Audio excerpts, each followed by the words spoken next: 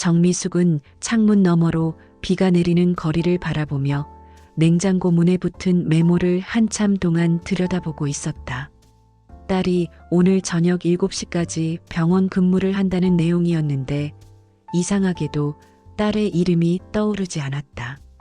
분명히 아침까지만 해도 기억하고 있었던 것 같은데 지금은 입 밖으로 나오지 않았다.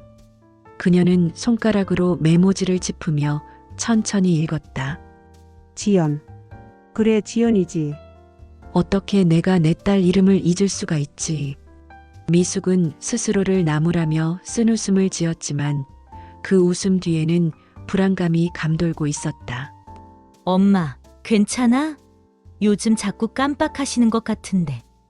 지연이 그젯밤에 했던 말이 귓가에 맴돌았다.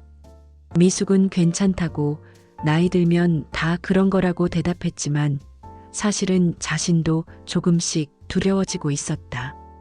오래전 남편을 떠나보낸 뒤로 혼자 사는 시간이 길어지면서 말을 나눌 사람도 줄어들고 하루하루가 조용하게 흘러갔다. 그러다 보니 어느새 시간의 감각도 기억의 경계도 흐릿해지는 것 같았다. 그녀는 다시 한번 메모지를 보며 딸의 이름을 속으로 되뇌었다. 지연아, 엄마는 아직 괜찮아. 그렇게 스스로를 다독였지만 마음 한편에는 무언가가 조금씩 무너져 내리고 있다는 예감이 있었다. 병원 복도는 언제나처럼 소음과 긴장으로 가득했다. 지연은 환자들 사이를 오가며 차트를 확인하고 투약 시간을 체크하고 보호자들의 질문에 답했다. 간호사로 일한 지 15년이 넘었지만 여전히 하루하루가 정신없이 흘러갔다. 특히 최근 들어 치매 환자들이 늘어나면서 병동의 분위기는 더욱 무거워졌다. 같은 질문을 10번도 넘게 반복하는 환자, 가족의 얼굴을 알아보지 못하는 환자, 갑자기 화를 내거나 불안해하는 환자들을 매일 보면서 지연은 점점 지쳐갔다. 그리고 그런 환자들을 보면서 자연스럽게 떠오르는 사람이 있었다. 엄마였다. 최근 들어 엄마의 행동이 조금씩 이상해지고 있었다. 같은 이야기를 반복하거나 물건을 어디에 뒀는지 기억하지 못하거나 약속 시간을 착각하는 일이 잦아졌다. 처음엔 그냥 나이 탓이라고 생각했다. 하지만 병원에서 치매 환자들을 매일 보다 보니 엄마의 증상들이 점점 더 신경 쓰이기 시작했다. 지연은 퇴근 후 남편 도연과 이야기를 나눴다. 도연은 병원 행정팀장으로 일하며 늘 합리적이고 현실적인 판단을 하는 사람이었다. 그는 지연의 이야기를 듣고 나서 짧게 말했다. 당신 엄마, 한번 제대로 검사받아보는 게 좋을 것 같아. 치매는 초기에 발견하면 진행을 늦출 수 있잖아. 지연은 고개를 끄덕였지만 마음 한편으로는 불편함이 남았다. 엄마를 병원에 데려가서 검사를 받게 한다는 것 자체가 엄마를 환자 취급하는 것 같아서 마음이 무거웠다. 하지만 도연의 말도 일리가 있었다. 만약 정말 치매라면 빨리 대처하는 게 엄마를 위한 일이었다. 지연은 며칠 동안 고민한 끝에 엄마에게 건강검진을 권유하기로 마음먹었다. 엄마, 이번 주말에 병원 가서 간단한 검사 좀 받아볼래요? 요즘 건강검진 많이 받잖아요. 미숙은 별로 내키지 않는다는 표정을 지었지만 딸이 권하니까 거절하기도 어려웠다. 그녀는 괜히 딸한테 걱정 끼치는 것 같아서 미안한 마음이 들었다. 그래서 결국 고개를 끄덕이며 대답했다. 그래, 알았어. 내가 그렇게 말하니까 한번 가보지 뭐. 지연은 안도의 한숨을 쉬었지만 동시에 가슴 한편이 답답해졌다. 이게 정말 엄마를 위한 일인지 아니면 나를 위한 일인지 분간이 되지 않았다. 그녀는 스스로에게 물었다. 나는 좋은 딸일까? 아니면 나쁜 딸일까?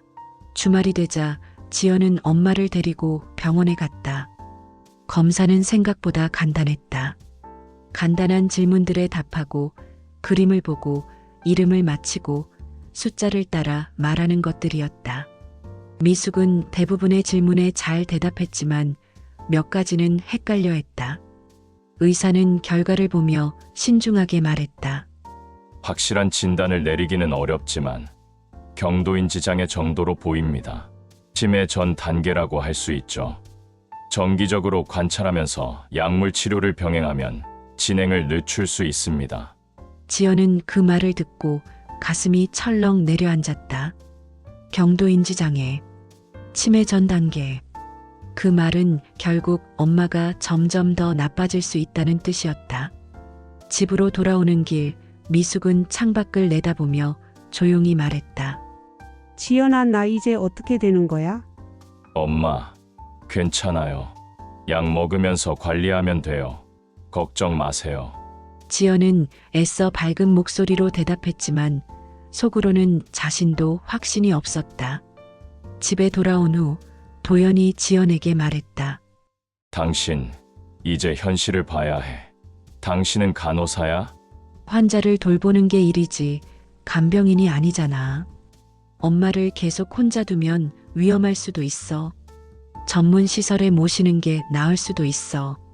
지연은 도연의 말을 듣고 할 말을 잃었다. 남편의 말이 틀린 건 아니었다. 하지만 그 말을 들으니 마음이 너무 아팠다.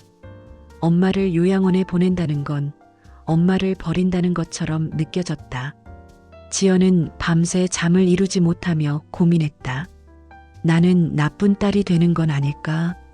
하지만 현실적으로 생각해보면 엄마를 혼자 두는 것도 내가 일을 그만두고 엄마를 돌보는 것도 쉽지 않았다. 며칠 후 미숙은 동네 마트에서 장을 보다가 계산을 2번 하는 실수를 했다. 계산대 직원이 웃으며 말했다. 어머니, 아까 이미 계산하셨어요. 미숙은 당황하며 사과했지만 속으로는 충격을 받았다. 나는 분명히 계산을 안 했다고 생각했는데 집에 돌아와서 장바구니를 꺼내보니 같은 우유가 4개나 들어 있었다. 미숙은 그 우유를 보며 한참 동안 멍하니 서 있었다. 나는 왜 이러는 걸까? 왜 자꾸 잊어버리는 걸까? 그녀는 두려움을 느끼기 시작했다.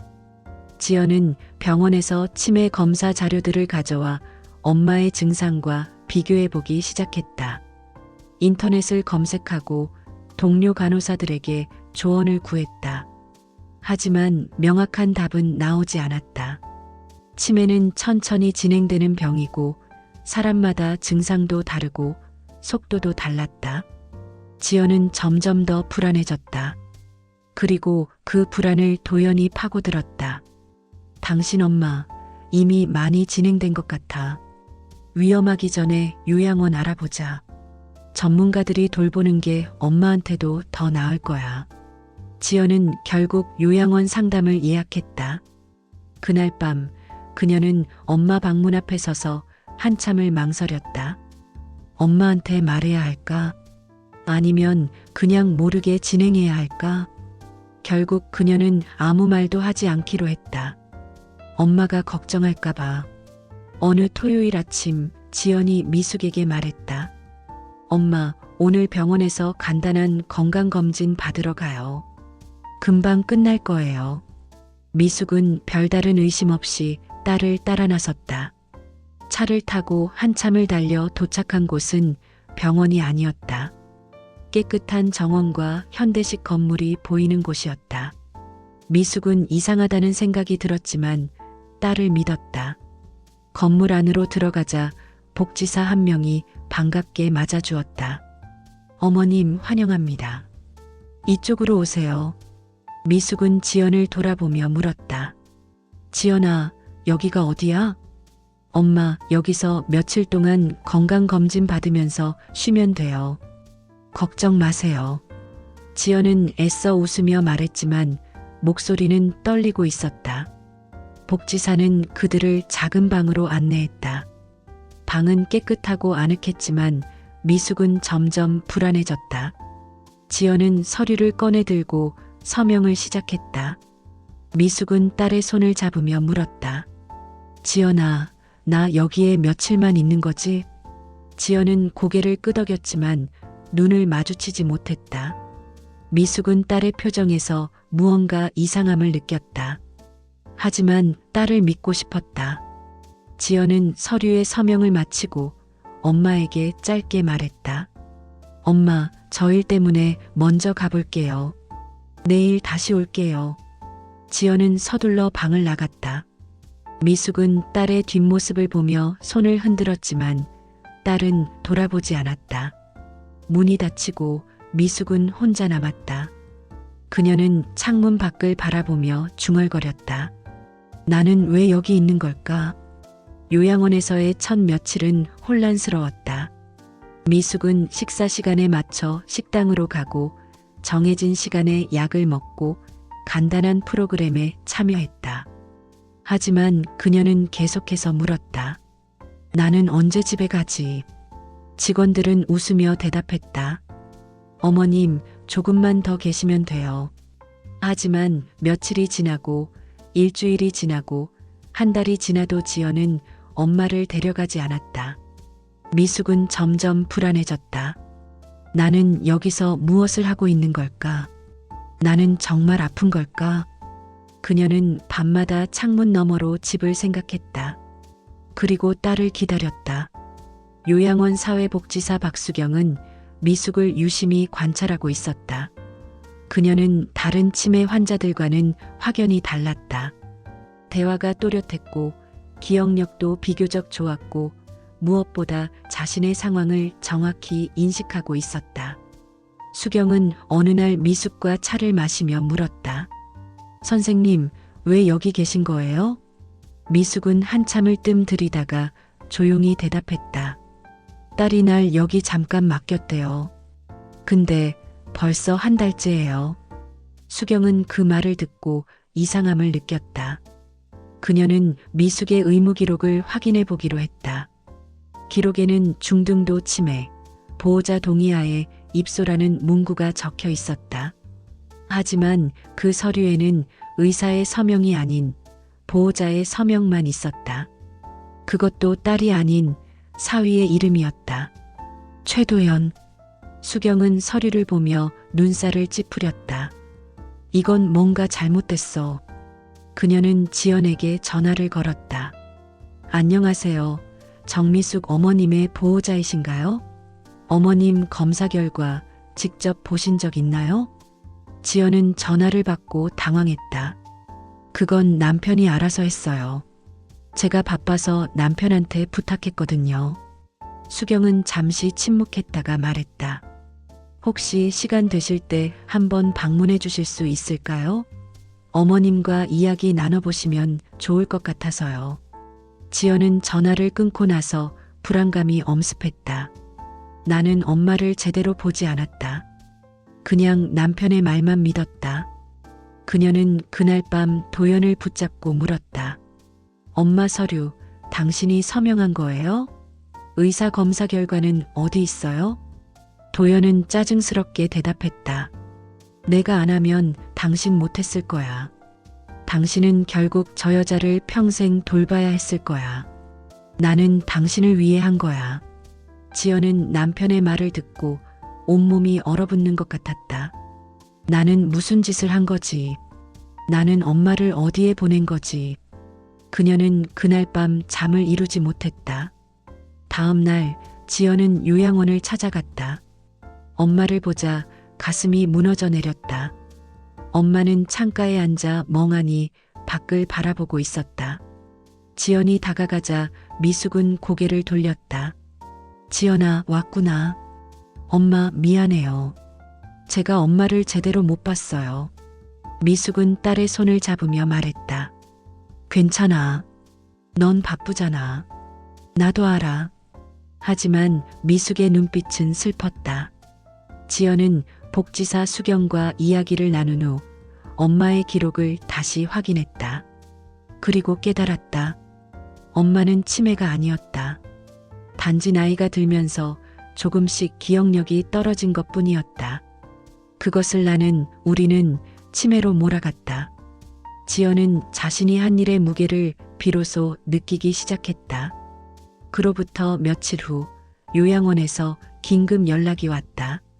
정미숙 어르신이 새벽에 사라지셨습니다. 지연은 눈앞이 캄캄해졌다. 어떻게 된 거예요? 왜 아무도 못 봤어요? CCTV를 확인해 보니 비가 내리는 새벽 미숙은 슬리퍼를 신고 정문 앞을 서성이다가 천천히 걸어 나가는 모습이 찍혀 있었다. 음성 녹음에는 그녀의 목소리가 남아 있었다.